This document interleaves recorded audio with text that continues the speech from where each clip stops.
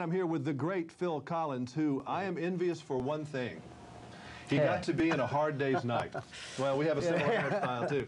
But he was in A Hard Day's Night, and I think that's the coolest thing you've done yet, even though I like your music. That was cool. Yeah, it was easy, you know. I mean, I got paid to scream at the Beatles, you know. Now, how cool was that sitting there watching them? Really cool? Yeah, there was about 100 of us. And I haven't seen me in the film. But when they came around for the 30th anniversary of the film, Walter Shenson, the producer, knew I was a fan and knew I was in it. And he rang me up and asked me to narrate the documentary. I've got that documentary. Yeah. And in it, he gave me some outtakes, you know, and in it I found me. Freeze a shot of you. We're seeing it right now on television. You, little Phil, sitting in the audience. When you were doing that, though, you obviously had music in your blood at that point. Did you ever think you'd get to where you were actually composing movie scores and doing all that? You had no idea that was in your destiny? Back then, drumming was all I wanted to do, you know. And sometimes I wake up in the morning and it's all I want to do now.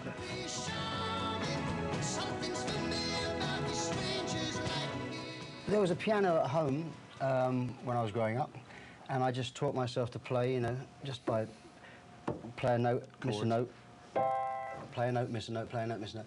And eventually I just used to start mucking around with it, you know, because it was there. And if a piano's there, people too tend to play them, you know. So what was the first thing you did for this project? Play it for me a little bit. What was the first musical thought you had for Tarzan?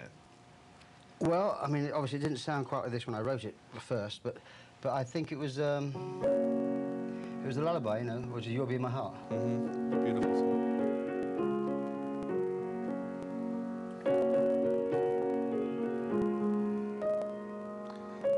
That's pretty sensitive for a drummer. Yeah. That's the soft side of Phil. That's nice. I like it.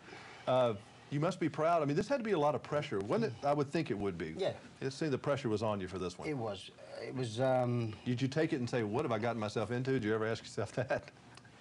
Yeah. Well, I never got, once I started to do it, I never got fazed by it, really.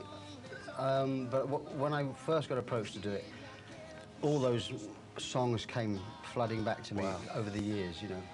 When You Wish Upon a Star, Whistle While You Work, you know. The great Disney music. And you think of films and you think of those songs. And suddenly here I was being asked to do that job, you know. And of course more recently, the Alan Menken's successes and Elton's success. So it's kind of big shoes to fill, and I thought, well, I don't know if I can do that, you know. I mean, I can do what I do. And they said, well, that's what we want you to do. We want you to be you. We don't want you to be Elton John or Alan Menken. We want you to be you.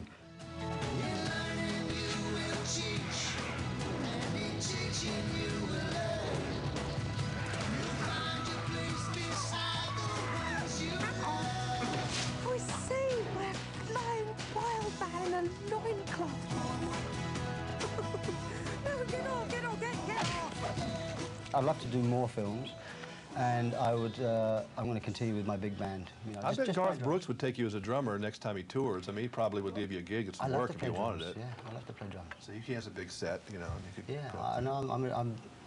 I feel drumming is behind a kit is where I live. I visit everywhere else. Well, it's great to see you, and I love your piano playing, but love your drumming too. Thank you.